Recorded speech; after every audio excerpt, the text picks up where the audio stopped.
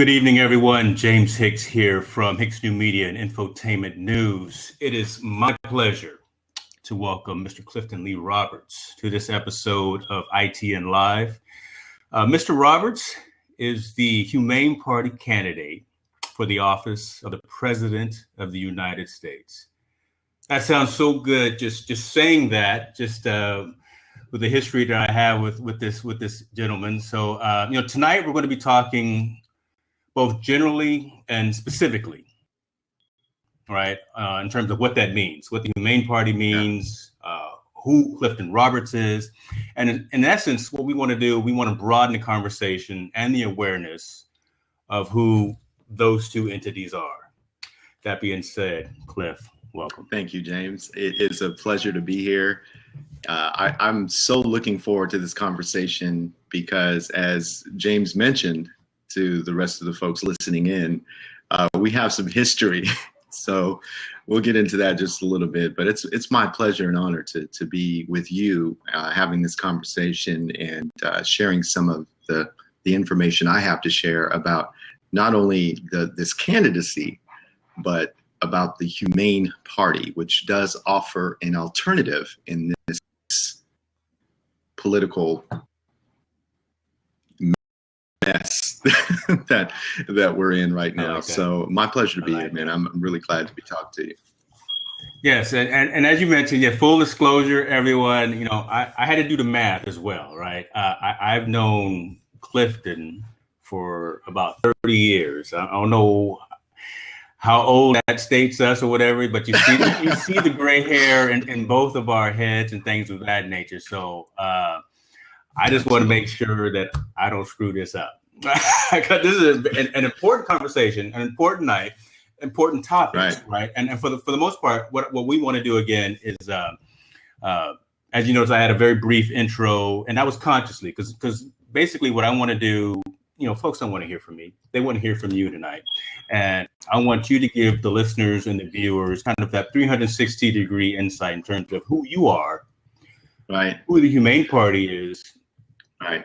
The WIFM, right? The what's in it for me statement, right? So we both come from the technology perspective, so you understand that piece. So give us, that 360-degree analysis in terms of, again, Clifton Roberts, the Humane Party, and your core beliefs and your core, the foundations of your party. Absolutely. Well, I think it's a good agenda to start off with who I am, and I can make that connection to who I'm talking to, actually. So, James knows that my mother is Asian, and we actually have some common ground overseas. We both were in Okinawa, Japan. We went to the same schools in that area. There was only 2 schools in Okinawa. True. Kubasaki High School and Kadena High School. Shouts out to the Kadena Dragons. I don't know about this. That's right. No, Kadena's in that. And we actually, when I played football at Kubasaki, Kadena was our rivals, and we were only, I would say, 20, 30 miles apart. The entire island. Well, the island is all of 60 miles. So, it's not like I couldn't find you, right?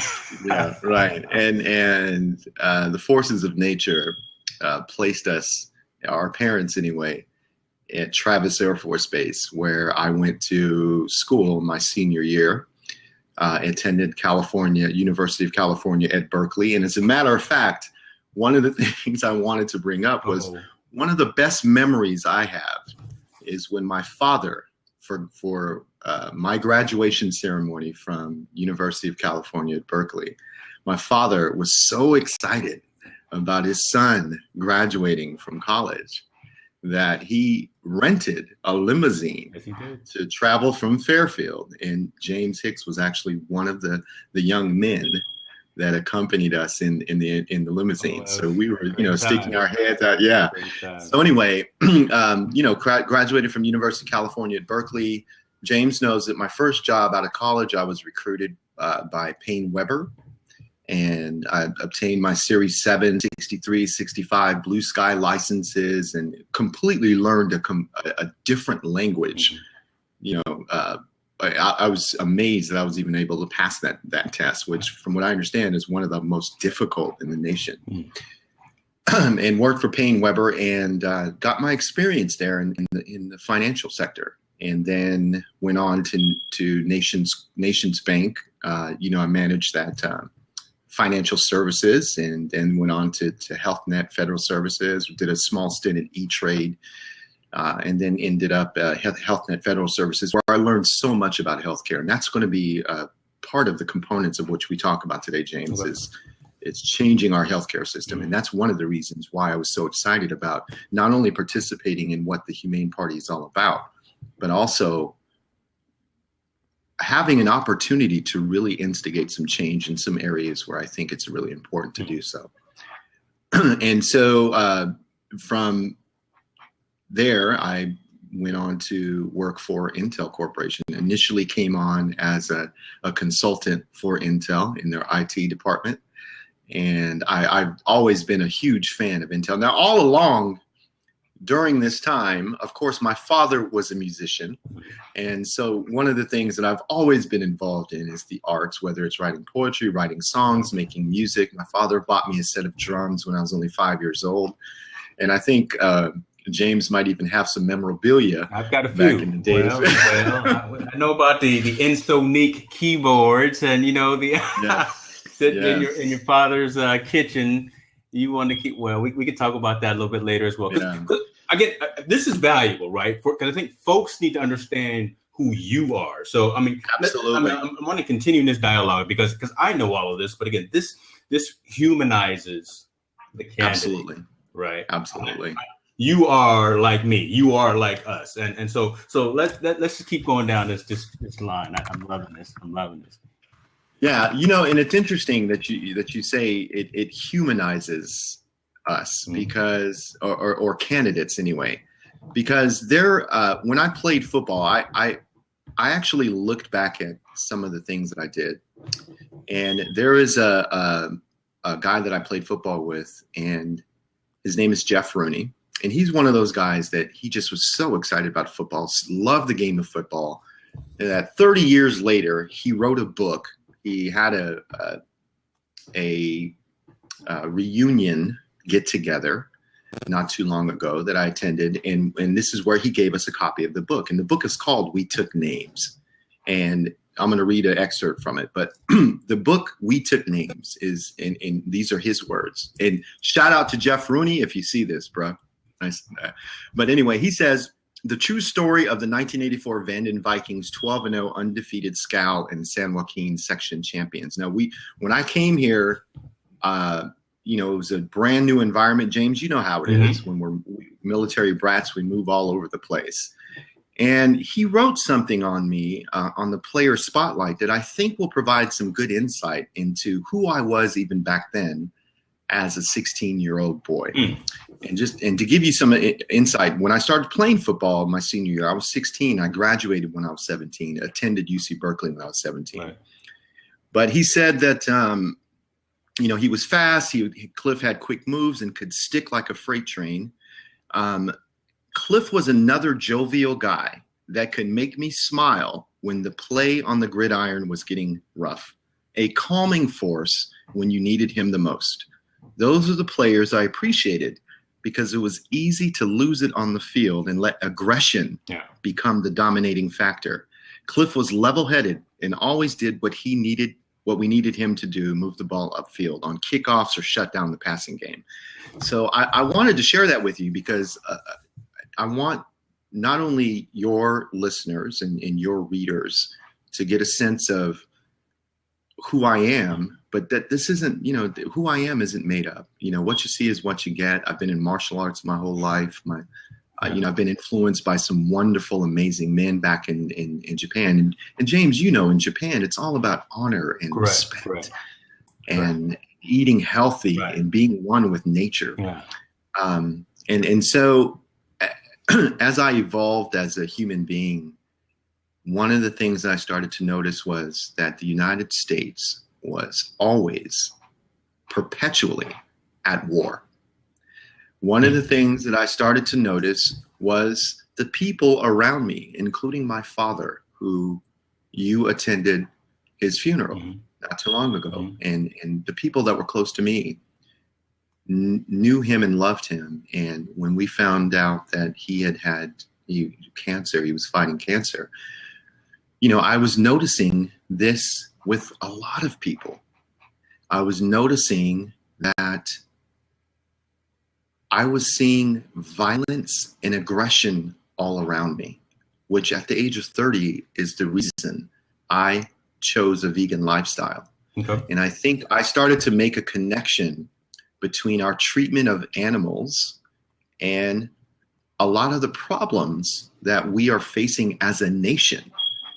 And so as I started to see all of this, James, I felt like there was something that heaven, something that Mother Earth wanted me to do. I knew that even the meeting of my mother and my father was born in Washington, D.C., and somehow he was able to join the military, travel all the way across the seas, meet this woman, or a little girl at that time, you know, and they barely spoke each other's language, and they met and then had me. You know, I mean, that's incredible. That's an incredible story in and of itself, right?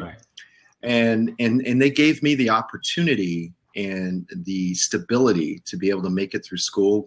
Here's something I learned from my father. He told me, Clifton, how many hours are there in a day? And I said, 24. Come on, Dad. Come on. Yeah. and you'll see where he was going with this. And he said this to me in the 7th grade, and I'll never forget this. And this laid the foundation for who I am. And he said, so out of these 24 hours, how many hours do you have to spend at school? And I said, I don't know, 6 or 7, Dad. And he's like, so what does that leave you in terms of, you know, how many hours you have left? I said, I don't know, about 18. He said, so you're going to go to this place that's being offered for free. You have adults there that are committing their time to make you a better human person, and they're going to let you cheat. And I said, cheat? What are you talking about? What do you mean they're going to let you cheat? He said, they're going to give you all of these books, and the books have all the answers to them. Okay. That's my pop, man. Pop. So he said, so basically why I'm telling you this, son, is I don't want to hear any excuses. Your father, your grandfather went through a lot more than you can imagine. So the least you can do is never miss a day of school. So from the 7th until the 12th grade, I had perfect attendance. Mm-hmm. I don't care if I happen to get sick. I still went to school, made it through, you know, halfway to where I got attendance. Yeah. But every year I got that perfect attendance certificate. I love that. Right. And then, of course, you got to go and take the SATs, and I killed the SATs. And then I went to the University of California, Berkeley. So anyway, that's just a little bit about, you know, my character. Right. And these are the people that I was surrounded by. So anyway, fast forward to Intel, and I'm currently the senior manager of ethics and legal compliance for the world's largest semiconductor producer. Hold on. And let's just say that one more time. All right? I mean, because again, that's in and of itself, for who it's for, is a high profile, a very influential position. So, senior manager for ethics and compliance. Correct. For largest semiconductor producer on the globe. On the globe. Right. It's Intel. All right. It's common knowledge. Right? Anybody Wikipedia you, we can see that information. Talk to us about that aspect, right? I mean, what you do again. So that's we're talking about 24 hours in a day. You do that 9, 10, 11 hours day to day. 12 hours. Right. Well, that's true. We don't sleep right now. But again, right. So you're doing that. So tell me how that work that you do influences the activity that you're doing in your candidacy as well. Right, because there's some parallels, right? I mean, ethics and compliance, things of that nature, for someone for an organization that is very, very visible. Where are the synergies in those two things? That's a great question. I'm actually very glad you asked that.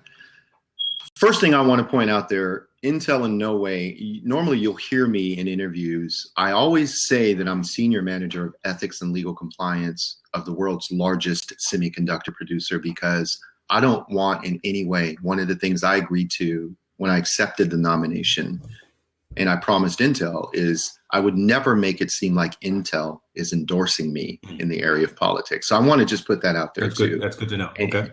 And be transparent. But it is part of who I am. Right. So I started working as senior manager of ethics and legal compliance of Intel, and there are many synergies with what I do now. And let me give you a few of them. One is we have to demonstrate and role model morality, integrity, and working with the highest amount of transparency and trust, and encouraging and providing all 110,000. Well, I'm sure you guys have heard the news, minus now 12,000. Couple of things have gone on. You know. So all 97,000 in a few employees around the globe, right. And we're positioned in many countries around the globe.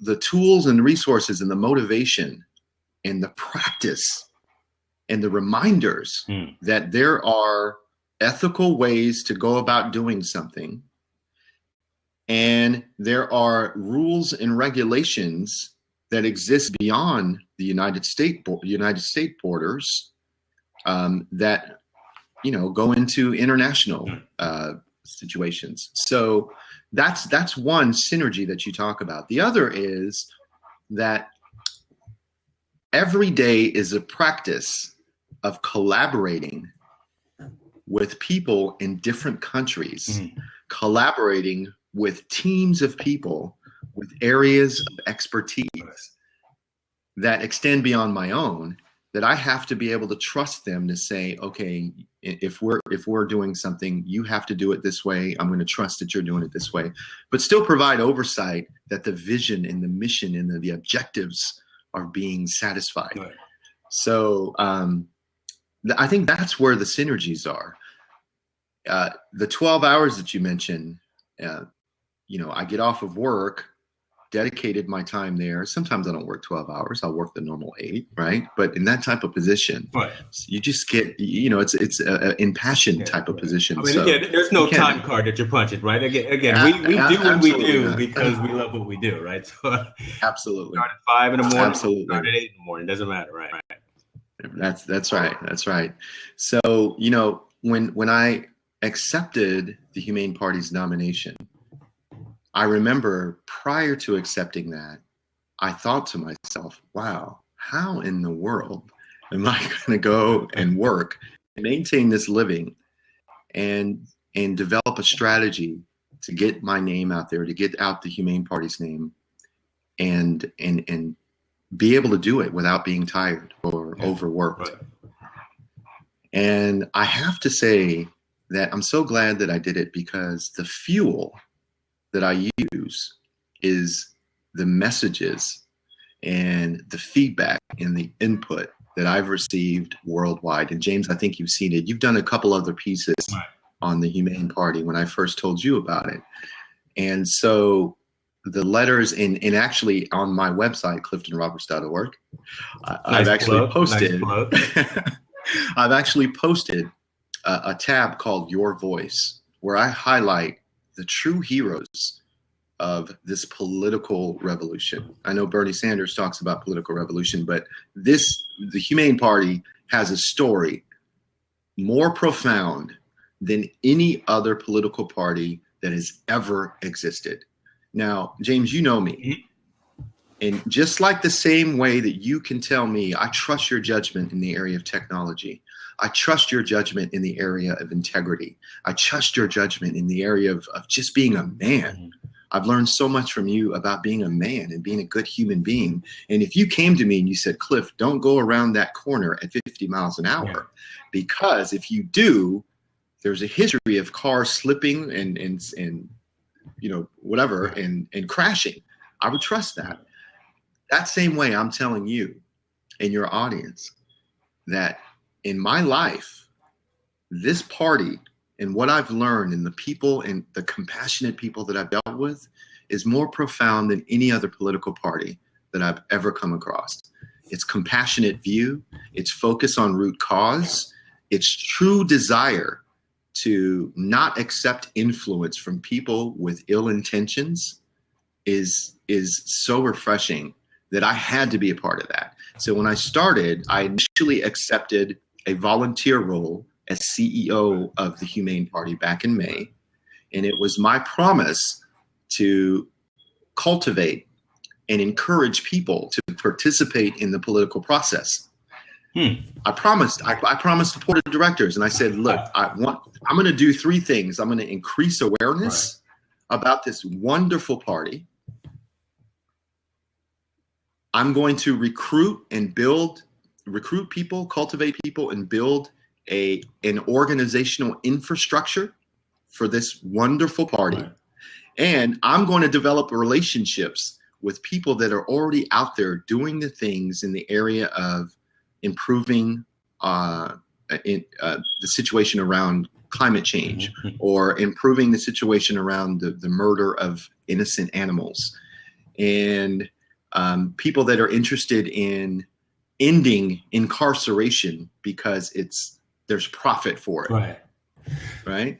And so I started recruiting people, and those are the three things I promised. Okay. And so that's why we're here right now today. So there's a couple of things that you touched on that I want to come back to, but you've mentioned a couple of times about, and I'm paraphrasing, the beauty or the strength or the differentiation of the Humane Party. Mm-hmm. Talk to us about the core value. Tell us who they are, who the Humane Party is. What are the tenets of the Humane Party, and what that foundation is that you stand on, so we can again get some of that out. Absolutely. Why is it so good to you? Right. Let us know that information as well. Absolutely. So we all know that if we look back and we kind of reach into our memory bank and we look at the periods, like, we were just born before Kennedy was assassinated, or maybe just after Kennedy was assassinated. We remember Nixon. We remember Carter. We remember Reagan. We remember Clifton, right? We remember Ford. And there were always some sort of issues, whether it was going to war, whether it was Watergate, whether there were scandals, whether people, the president didn't have relations with that woman, or, whatever the case is, right? We remember these periods. And so what separated the Humane Party for me was, first of all, the people. When I started to talk to the board of directors, they actually asked me some questions, and they said, would you be willing to sign an oath that you will live according to humane values, that you will uphold the Humane Party's vision and mission for an America that enjoys a sustainably prosperous economy, lasting and secure peace, which I am all about, and cooperative relationships with other nations. And a humane legal system in which all beings, whether it's human beings, whether it's our non-human animal friends, whether it's the LGBT community, whether it's women, all beings are free from exploitation, discrimination, and abuse. And they clearly spell this out in their vision statement, and it's spelled out in the platform. Right. And so that's what attracted to me to this party, was dealing with those people and having to answer those questions. And of course, James, it was easy for me because I've been a vegan now for 18 years. Right. When my own passion for animals and love for animals collided with my common sense logic and science, and when I started to make the connections between my love for all life and science, that's when I decided to go vegan. So for me, that was an easy thing to do. So that's who the Humane Party is. It's a group of volunteers that is offering America a different choice, a different vision, an America that is not perpetually in war, an America that is focused on securing our nation, but through compassionate intelligence versus I like that. Compassion. I've always said our compassionate intelligence is a competitive advantage. Can I steal that? Can I write that down somewhere? Absolutely.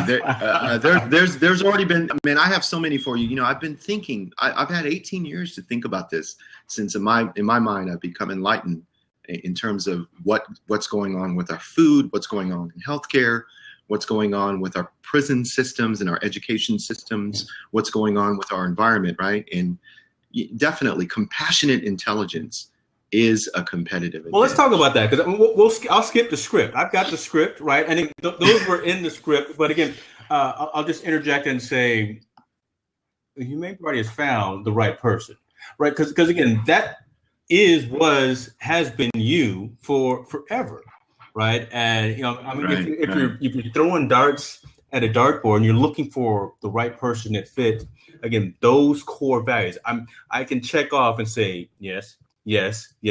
This is Clifton Roberts, right?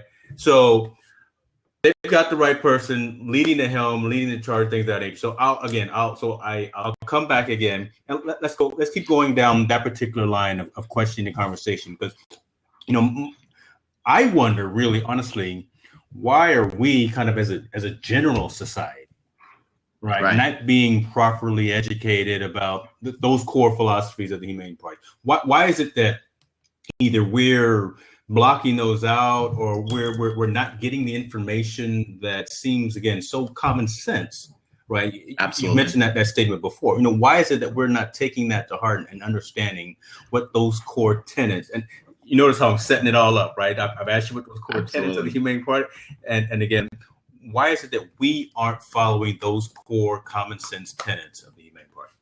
As a country. Yeah. I've thought about that a lot. It's our leaders. It's our leadership. It's the leaders that are embedded in our government. It's the leaders that are saying that the food pyramid is one way when it should be another way. It's the leaders of our healthcare systems that instead of really focusing on the healthcare of its citizens, focuses on turning a profit. You see, I think, James, we need not just a leader, but we need leaders who are humble, who are ready to collaborate, and who can shift the tone and focus of policy from consequences to resolutions focused on root cause. And one of the things that people, I think, you know, okay, there's the attitude that we are top of the food chain, we are superior because of our intellectual advantage, and we use that to exploit.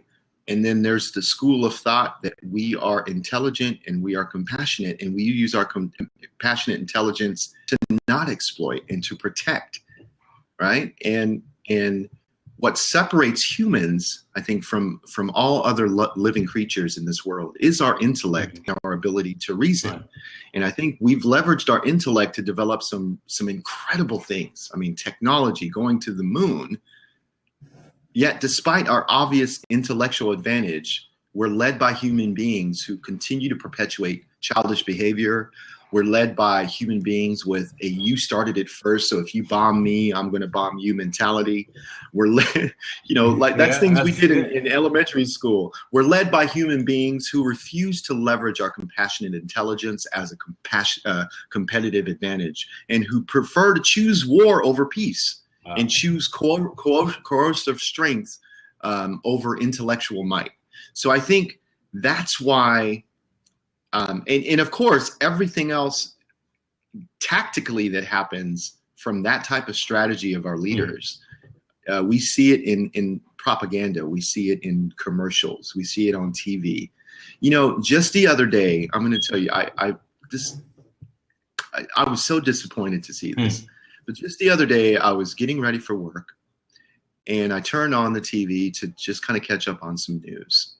And there was a commercial that came on.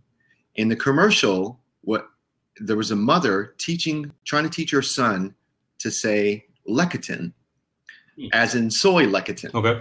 And the son couldn't say it. This was a commercial now. The son had a difficult time pronouncing lecithin. And then the mother said, "Say milk." And the mother said milk. And then the narrator comes in and says, "Milk, because you could pronounce it." Wow. Now, instead of an honest, truthful, compassionate person. And whoever made the commercial, produced it, designed it, whoever the actors are that would be willing to do that type of thing, instead of them just speaking the truth. Hey, the milk of a cow is designed to turn its 40-pound calf with 4 compartments in its stomach into a 2,000-pound beast. That is genetically what it was designed to do. No other mammal on this planet drinks the other secretion in lactic fluid of another mammal except human beings. And it is the leading cause of breast cancer in women. It is the leading cause of prostate cancer in men. And I'm very passionate about that because my father passed away from prostate cancer. So instead of just saying that, they're offering this different perspective, a non-compassionate view. So it's everywhere in our face. But what I can tell you, James, is that's what was endearing to me about the Humane Party, is that I started to meet people and see people in the political sphere where I knew that we can add another mechanism to our tool belt, that we were attacking judicial, like we were suing for inequality. We were suing to get people out of jail that had been put in jail wrongfully or wrongfully in prison. We were suing for protecting animals in SeaWorld. We were suing people or companies for the way that they're killing us by prescribing medication, right? And now with this, making this political process easier, and we can insert ethical human beings into our congressional branches. Let's start inserting ethical human beings into our judicial branch, and let's insert ethical human beings into our executive branch. And remember, the Constitution states that if you are a citizen of the United States of America and you were born in the United States or one of its jurisdictions, and you're over a certain age, it doesn't give anything else. It doesn't say you have to be a lawyer, you have to be this, you have to be that. You can be a senior manager of ethics and legal compliance and run for the office of the President of the United States of America. You could be born on a U.S. government base, Okinawa, Yokota, Japan, and you're good to go. I love that. Okay. I love that. Absolutely. I appreciate that. That's good stuff. So let's go in a different direction. And again, kind of as I told you a little bit during the pre-show, we've got a number of folks online, but they're probably camera shy. They're probably also text shy, but hopefully they're getting full of information and being able to answer some of the questions in their own mind in terms of who you are and again, who the Humane Party is. So it's okay if you're shy. We see you. I see all the analytics here as well, but it's all good. James, you know what I'm really excited about too? Talk to me, sir. A lot of the radio interviews I've done recently and interviews I've done with other platforms, of course, people that are worried about the environment, climate change, the protection of animals, and not just protection of cats and dogs and shelters and, but I mean, other four-legged friends, cows and pigs and chickens and what have you. They've invited me on their show, but why I'm really excited about your show is your show, Infotainment News, I consider no different than Entertainment Tonight or some of the really popular shows that we see. I consider your platform mainstream media. Okay. Thank you. And I can't thank you enough. I have to put that out there. I can't thank you enough for inviting me on your show because I do consider it. I've watched you build this empire of yours. Hicks New Media. We trying to get some of that Bill Gates that money there. Some of that old Steve Jobs. I appreciate that. Well, yeah, and even more so, it's your passion to deliver entertaining, newsworthy conversation via this wonderful platform that is technology. So I can't tell you how excited I am to be talking to you and listeners that are for the first time hearing a fresh perspective, hearing from a candidate that knows he's up against a lot. And even with that said, even if we should lose this election, there are other elections coming. Right. There's congressional offices that are waiting for the seats to be filled by a Humane Party candidate. So if you don't see me as a president this election, you might see me as a senator. I like you guys heard it here first. Infotainment News Live. Mr. Clifton Lee Roberts is continuing the pursuit of humane treatment for individuals, for animals, for beings. Let me put it that way. Beings. I like that. So, and again, I appreciate that because again, that's the idea. I know you've done a lot of other conversations since you've announced your candidacy, and they've been focused. Let's be frank and let's be realistic. They've been focused on vegans. They've been focused on folks who are of similar mindset, right? And then I told you when you were going to come on Infotainment ITN Live that it's a much broader conversation, much broader spectrum. We talk about technology, we talk about sports, we talk about entertainment. Right. What Kanye West is doing this week, what kind of create. So all of that different type of stuff. So we have a different type of an audience. So, that being said, so we understand the positioning that you have in terms of equal rights for, and again, I'll say all beings, right? So equal rights from that perspective. And I like that. So I may hold on to that as well. Please do. Talk to us again about, so now talk to us about the Humane Party, Clifton Roberts, your perspective, your stance on some of those more mainstream types of hot button items, absolutely, economy, military usage, things of that nature. So talk to us a little bit about who you are and where you stand from those aspects. Yeah, well, the first thing that I would think of, because I'm very close to this issue, because of one of the people that I loved most in the world, my father, who I owe him for even existing, right? He's a huge part of why I exist and why I'm talking to you today, is healthcare. And when we talk about an ecosystem-friendly environment or country, everything's connected. So the Humane Party is focused on root cause and really getting back to a point where we as citizens and as in human beings, we own our own health. We have shifted from, if you look at the commercials and you see commercials that say, ask your doctor, talk to your doctor, talk to your doctor, ask your doctor. In some cases, these doctors, in the case of my father, I recently put out a video where I talk about how the coding system and the system of disease classification, and I learned all of this at HealthNet, there is a set of disease classifications called International Classification of Diseases. And then there's a set of corresponding procedures called CPT, or current procedural terminology. So when we go visit a doctor in the current healthcare system, it doesn't matter who you have your healthcare insurance from. The focus has always been on how do I pay, who are they going to cover, are existing conditions covered, right? Now, they all still use the same healthcare system. They use the same set of ICD-9 coding, or version 10 now, ICD-10 coding, and the same set of CPT codes, right?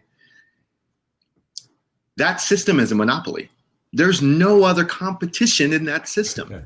So in my father's case, when he was diagnosed with cancer, I was curious, and I happened to be working at HealthNet Federal Services, which, by the way, when I worked there, what I did there was I was senior training manager. So I would train incoming medical management personnel, registered nurses, customer service representative, enrollment representatives, claims adjudicators. I would train these guys. I had to learn that system inside and out and provide the best healthcare to our military personnel. TRICARE. That was our military personnel.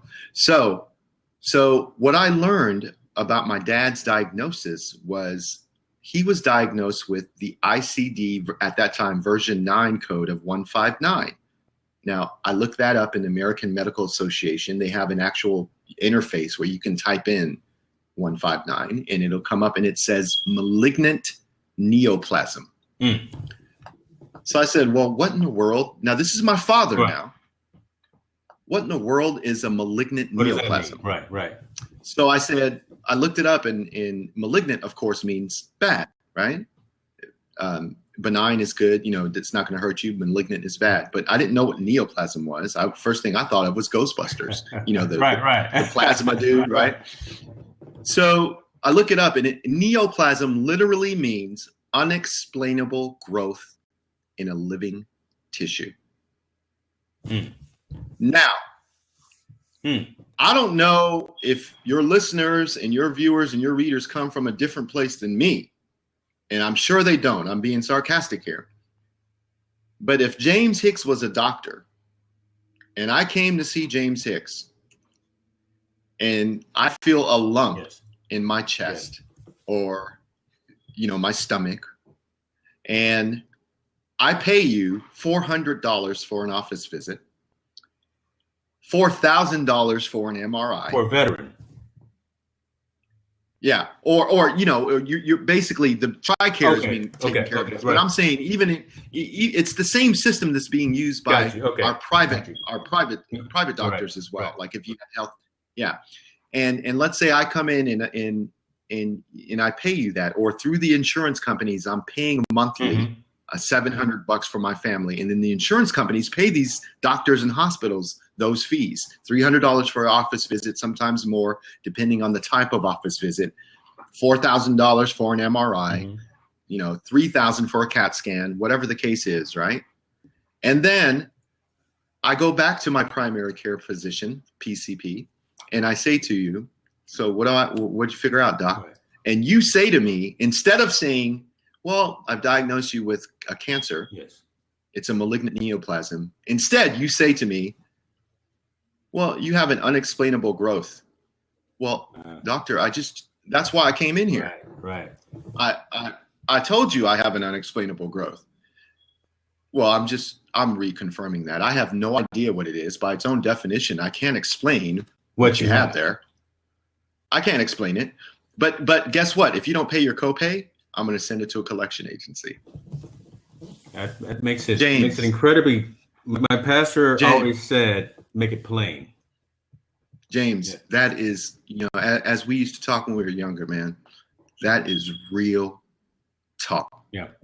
You understand? That is real talk. And I've learned that about. Now, I'm not going to say that system and some of the best known methods in our medical practices don't work. So if I fall off this bench or this stool and I break my finger, there are some common best practices for me as a patient to go to the emergency room. The doctor does an x-ray and it works. Right. He's diagnosed it correctly because there's no mistaking it.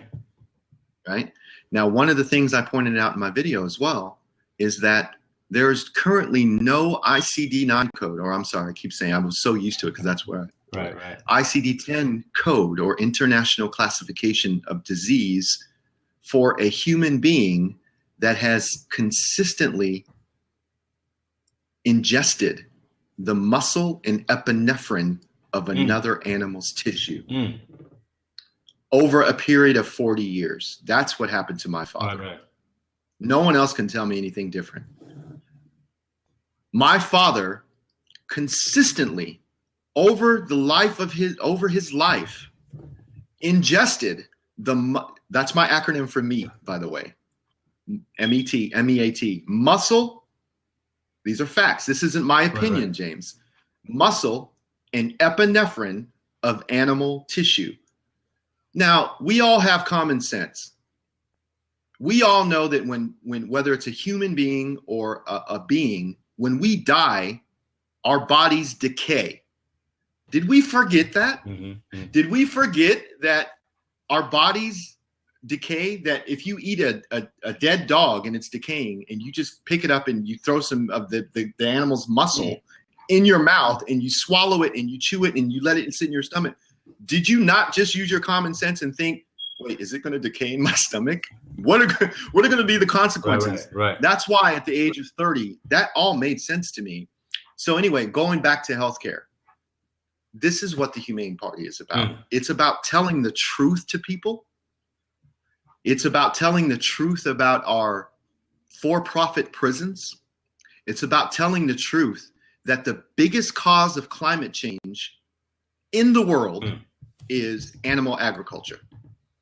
The biggest cause of climate change is animal agriculture. The biggest cause to the depletion of our ozone and greenhouse gases is the billions and billions of animals that we have to keep in horrid conditions. Not to mention, James, you and I both live in California, not to mention the amount of water that it takes to not only feed these animals who we are going to end up killing, but also the amount of water it's going to take to keep them hydrated, right? Right. So these are the things that the Humane Party, there's no, case in point, not one candidate right now, Green Party, Democrat, Libertarian, Republican, is admitting that.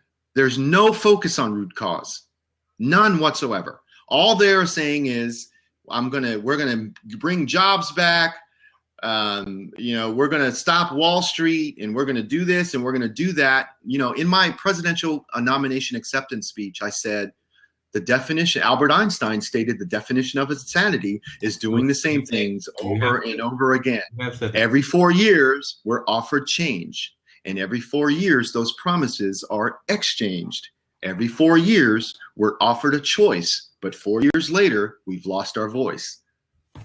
James, I reach down deep for those because that's what's going on. And that's what the Humane Party is about, man. I'm so passionate about this party. I'm a Humane Party for life. Yes. Party person for life.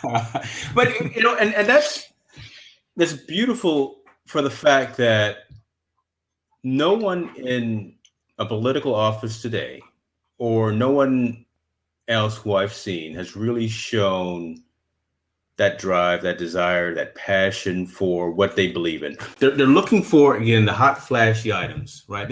Let's focus and tackle education, healthcare, X, Y, and Z. Right. But they focus on those items because, again, that's the majority of the votes. That's the majority of the conversation. That's what's going to get us tweeting and posting on Facebook and having those conversations with our constituents. Absolutely. But when you think about it, and again, this is just me talking off the cuff here. When they sit down alone in their living room, yes, what is it that matters most?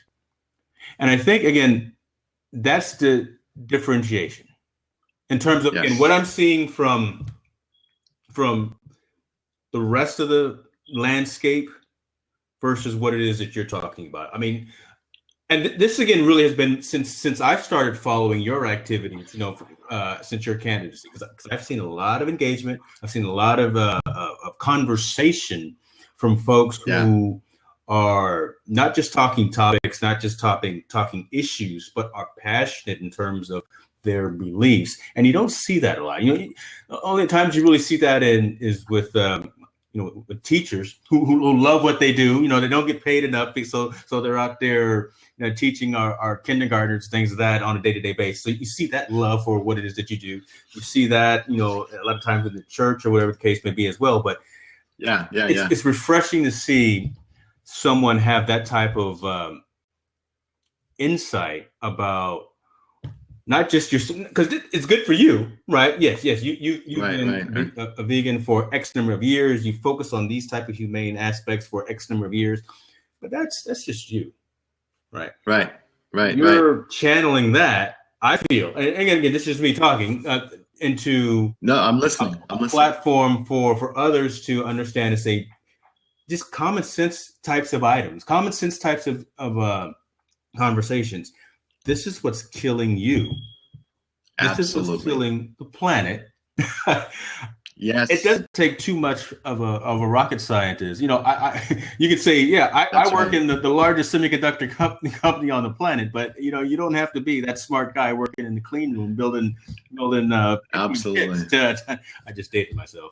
But you know, to understand what's really going on. Again, like I said, my pastor always said, make it plain. You said again, you know, these are, you know, real. This is the real talk. So absolutely, I appreciate that, James. Right? That's good. James, you are so right. You know, and that's one of the things that I respected about the Humane Party platform is if you ever notice, if you were to go to their website, we are not only an ethical party, but we are a science-based party. So everything that we're saying, even though we might have a different spin on it in terms of perspective and experience, everything we're saying, for example, the United Nations in a study stated that the biggest contributor to greenhouse gases on this planet is animal agriculture. The biggest contributor to deforestation of our rainforests is making room for animal agriculture. Now, this is coming from a person, and your listeners remember, I told you I was born overseas. My mother is Korean. My father is from Washington, D.C. Now, come on. Now, I grew up on neck bones. I was going to say, you know about some collard greens. Yeah, some neck bones, some collard greens, some ham hock. And on my mother's side, bulgogi, kalbi, which are all meat dishes. Okay. You know, rice, kimchi. I know. I remember some days when you were doing that. I remember. Yes. Yes, indeed. Right. You know, so it took it. You're hearing this from a person that understands. I'm not a person that's a vegan that's thinking, and I've seen this in conversations where other people think that other vegans are attacking somebody. No, this is coming from a compassionate person, which you describe me as, and I describe you as, right? And that used to eat meat and used to not worry about the effects of creating a large factory farm in do you know, you could tell I'm so passionate about this, do you know that a football field size area of the rainforest is destroyed every second of every day in the world? Okay, hold on. Now, so hold on. Say it. Let's dissect. Let's say that again. Let's make sure I get that in a football size area of the rainforest is destroyed, obliterated every second of every day to make room for animal agriculture because because of the demand for the product. Every day, that's animals. That's perspective right there. Okay. That is. It is. It's to make room. And what I would encourage, you know, there's a meme I saw recently: how to go vegetarian or vegan in 4.5 hours. First watch Forks Over Knives, then watch Cowspiracy, then watch Earthlings. Cowspiracy kind of sets out the true scientific landscape around our need to meet that demand by destroying our environment, destroying our ecosystem. Not only that, you know, to even go off of that subject, and we go back to healthcare and root cause. You know, we are now a nation whose leading cause of death is pharmaceuticals, is prescription drug overdose. Yeah. Right? There is now in this country a pervasive pharmaceutical drug culture across America. Yeah. And if I guarantee you, if you were to look in the average person's medicine cabinet of many homes, you would find so many prescription bottles of every size. Some of them are half full, some of them are empty, awaiting a refill. The predicament is it's become so common that people have put their faith in treating the symptoms of something that they know or maybe know in their heart but don't want to admit in their head is making them sick, right? The U.S. Centers for Disease Control, again, this is not my opinion, but this is an authority source. U.S. Center for Disease Control and Prevention has declared that prescription drug abuse is an epidemic in the United States. I completely agree with that. Completely agree with that. Yeah. So we're always feeding the symptom with an external stimulant. Exactly. The symptom. Right. As opposed to going to, as you call it, the root cause. Right. The root cause. Right, okay. The root cause. James, I don't know if you remember this, but I shared this with some of the Humane Party volunteers and having a wonderful gentleman named Matthew Luck. And I hope he's watching this today. And shout out to Matthew. Awesome human being, awesome individual, just volunteering his own time. The volunteers that we have built in the Humane Party are some of the most amazing people I've ever had the opportunity, pleasure of meeting and working with. But I was telling him about the doctors in Okinawa off base. Okay. Not the military doctors, but I don't know if you do this. But I had met some doctors. Now tell me, this is going to blow your mind as well as the mind of your listeners and your readers. I had met doctors, and this is where I plan to introduce additional competition to compete with the monopoly of this ICD-9 coding and the insurance, Obamacare, what have you, right? Or even before that, it was still very similar, but it's just now structured a little different. Doctors would come to the Hicks family and say, "Hey, let me be your doctor." Okay, well, yeah, we hear you have a good reputation. The community in the township here seems to vouch for you. What's going to be the bad news? What's going to be the cost? Right. And he says to you and your family, "Tell you what, for a family of 4, why don't you pay me 20,000 yen, which might be, a couple $100 or something, right? A month, stipend to maintain your health care, to maintain the care and the health of your family." Okay. Kind of like an attorney. Give me a retainer, and then whenever you need me, right? Whenever you need me, I will be there to help you not only just treat the symptoms, but determine what the root cause if it goes beyond what's something external to you, scratch, what have you. Mm-hmm. Now, this is the part that's going to blow your mind. Let's say you are paying that retainer of $200 to $300 a for 6 months, and a person in your family, God forbid, gets sick. You call your doctor who's on retainer, and the doctor, you say, so-and-so is sick. I might be getting sick. He says, okay. And then he comes over and you try to pay them in a retainer. He says, no, absolutely not. You're paying me to keep you healthy. So until I get you healthy, you stop paying me. You stop paying me. So whether it's 6 months, whether it's 3 years, he still has enough patients that have paid him retainers that he has an incentive to keep his patients healthy. Right. So he literally refuses your monthly stipend. Let me make sure I got I got some static in the headphones. Are we here? Am I hearing that right? Okay. Yeah, am I hearing that? That just doesn't sound right. Okay. Yes, okay. Sir. Yes, sir. That's 180 degrees right there. Then okay. Yes. Yeah. And it's completely on its back here in the United States, right? We pay upwards of $400 to $700 for a nuclear family, a family of 3 children, 2 children, a husband and a wife, right? And if we get sick, and God forbid if we get diagnosed with something that they don't know what it is that they're diagnosing, and they say, well, let's just try this, let's try this. Like Waka Flocka said, how long has diabetes been popping?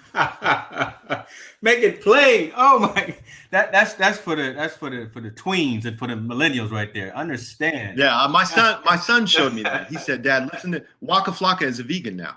Is that right? And Waka Flocka said, yes. Waka Flocka said, and for all of you who don't know who Waka Flocka, my son is an aspiring artist, producer of, right. And I enjoy watching things with him in his generation. And so there's this young artist, he's a rap artist named Waka Flocka, and he made a lot of sense. And he was like, man, how long they've been collecting donations for cancer? How long have they been collecting donations for diabetes? And we in the Humane Party, we understand what the root cause is. And if they diagnose you and you don't get better for 5 years, do you think that if you stopped paying your health insurance, we know what would happen, James, right? It's so these are the things that the Humane Party is focused on. Education. I mean, I could almost sum up this last 50 minutes or so in terms of education, and it's nothing new. I mean, you're not saying anything new, Cliff, right? I mean, when you think about it, at the end of the day, right? We all know this. Why aren't we collectively listening to this education?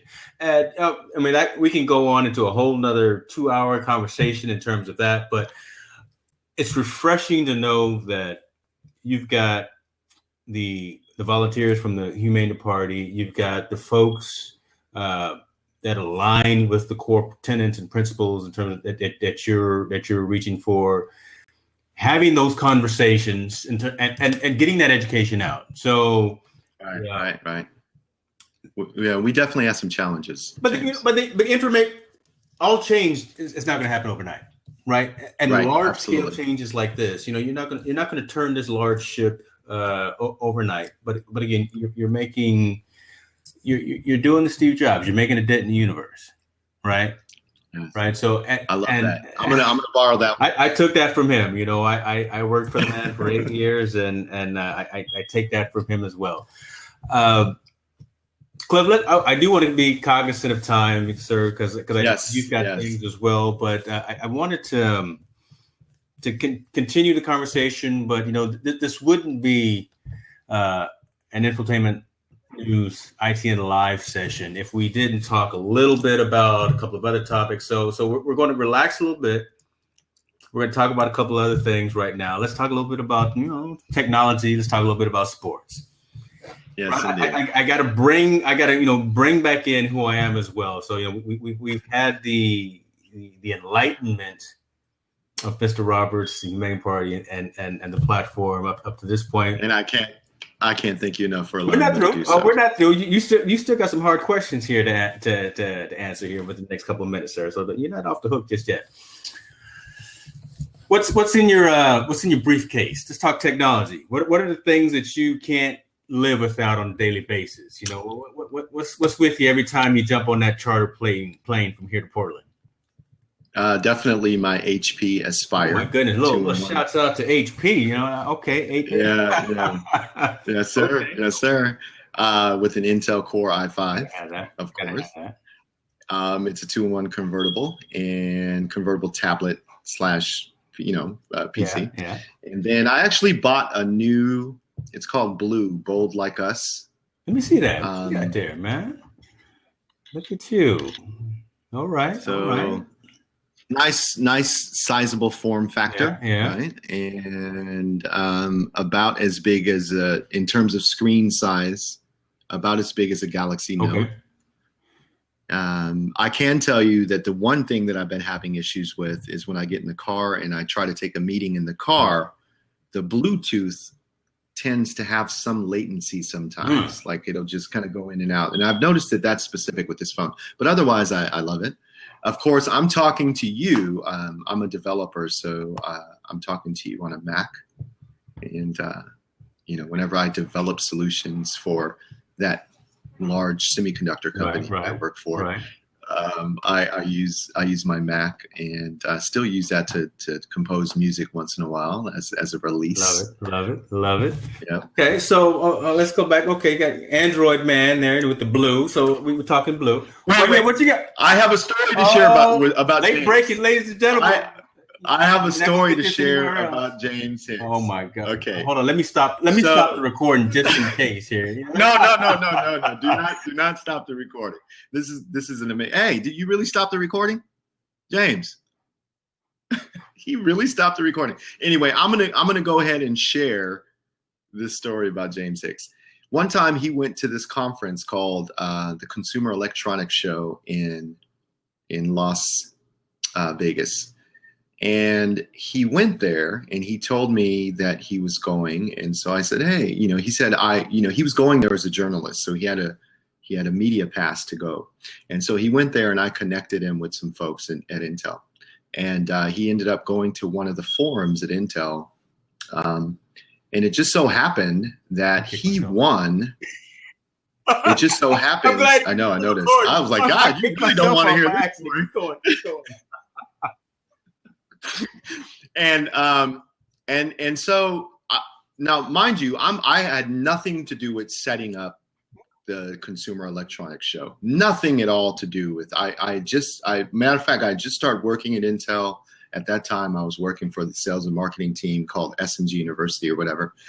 And James goes to this Intel forum at the Consumer Electronics Show, and he's watching all the new technology that they're presenting. And he calls me afterwards, and he told me that they had a drawing where they randomly placed some computers underneath the seats of some of the people that were attending. And I go, and then I said to James, I said, yeah, did you? I said, that would have been funny if you would have sat in one of those. He said, I did. I got this new, that was when the Ultrabooks. Ultrabook at the time. Yes. They weren't even on the market yet. That was amazing. That was amazing. I could not believe that of all the people, and mind you, this is in Las Vegas. So he just on his own goes there, and then he calls me. So I was so impassioned with what had happened. I invited him to come and speak to our team. Yeah, and gave a presentation to our team on the differences between the Ultrabook and some of the other computers that you had used. So it was amazing. I had to share that story. Interesting and amazing. And they said, check under your seat. A couple of you may have a little surprise. I'm reaching. I say, I try to be cool. Oh my goodness, I tried to take the whole chair out of the room. So, no, that was a wonderful. That was good stuff. So yeah, we've been going to CES ever since then. I mean, I don't know, it's been like 8 years now since then, but continuing to stay along that route as well. So that was good. I almost forgot about that. I love it. Had to share that story. So we talked a little technology. We still got to talk sports. We're at the NBA playoffs right now. Who you got? Who you rooting for? Of course, California team. Think Steph's gonna be all right?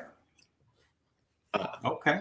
Yeah, I think he's going to be okay. He's a warrior. Maybe even if he sits out these next couple of games. That's good play on words. That's right. I love it. That's right.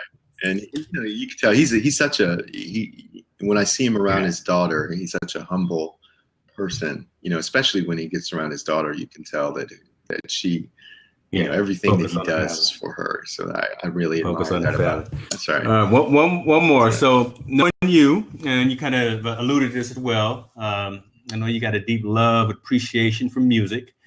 I was looking for some intro music from back in the day as well. I got something that I may do as an outro, but on a somber note, we just lost one of the Giants this past week, right?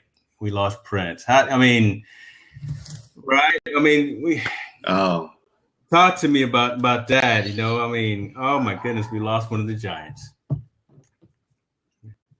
Yeah. So Prince, of course, as anyone can identify with, he is part of the soundtrack of our lives. You know, I remember having to move my junior year from Kubasaki High School, and my father wanted me to come and live here in California for a year, so it would be less expensive for me to go to California, Berkeley. And I remember flying over, and I had just got those. You remember those tapes, those clear-looking tapes that we used to get, the cassette tapes. Yeah, and they were metal looking. Yeah, and a DJ had put together a mixtape as a goodbye for me, and When Doves Cry happened to be on that mixtape, so I was listening to that on my way to California from Okinawa. And of course, my father, who was a musician, you know, always played Prince. For the For You album, of course, you know, was a classic. So I used to hear that a lot in my household. And so to hear about, and not to mention he was vegan. So to hear about him passing was, it truly felt like I lost somebody I knew. Folks have been asking me about this too, because they know that I for a while worked with you know, Bill Graham Presents and Clear Channel Entertainment. So I had a few opportunities to do his show, and even have my wife go to a couple of private showings. I mean, this is almost like when we lost Michael, right? I mean, so it's going to be a little while to get over this, but a little head nod to Jimmy Fallon tonight. Tonight with Jimmy Fallon, D'Angelo is doing a tribute to Prince. So my DVR is already set because I need to go sleep. You know, I'm getting old, so I can't stay up like I used to. Yeah. Awesome. How can people get in touch with you? Yeah. How can people get in touch with you? I know you've got a number of platforms. I know you got another number of you know, associates and folks working to push the message. But talk to us how we can continue to hear your message and stay in touch with you. Well, definitely, please connect with me on any of these social media platforms, whether it's Facebook, Instagram, Twitter. You know, you can literally just, I'm Googleable now. Folks better Google me. I know. Yeah, I'm Googleable, right? I mean, you can literally Google Clifton Roberts Humane Party, and you'll find so much information. But I'm actively, and you know, that's one of the things I've tried to do to separate myself from other presidential candidates as well. Is be real and transparent and someone that you can speak to and someone you can talk to and Facebook message. And, you know, I don't have a team kind of looking through specific posts. If I see it, and granted, I'm getting hundreds, James, a day. It's amazing. It's been life-changing. But if I see it, I will do my best to get to it. So you can do it that way. Clifton Lee Roberts. It's Facebook.com/Clifton Lee Roberts, or Facebook.com/CliftonRoberts.org. is the public page. Twitter, Instagram. You're everywhere. That's all I know of. And I will actually put all of those relevant links in the show notes so folks can see those as well. So awesome.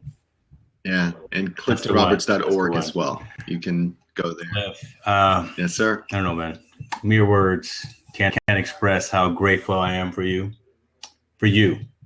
right? And for what you do. Thank you for being an alternate voice in the midst of all of this noise that we have. Sir, thank you for being a dear friend. I wish nothing appreciate that, James. But success in everything you put your heart and your spirit into. Thank you for the time, man. Yeah, thank you so much too, James. I wish the same for you, and to your listeners. I can't tell you how honored I am and how much I appreciate you, the listeners and viewers, giving me this hour and 15 minutes of your time. I know you could be doing so many other things. So to you, James, and to your listeners, thank you. And I hope to talk to you or see you soon. Thank you very much. All right. Peace.